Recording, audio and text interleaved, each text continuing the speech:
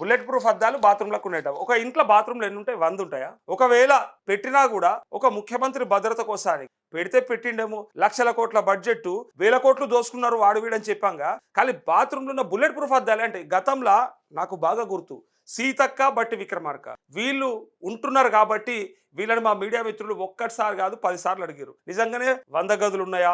నిజంగా bullet proof అద్దాలు ఉన్నాయా? బాత్రూంలో బంగారు కమోడ్లు ఉన్నాయా?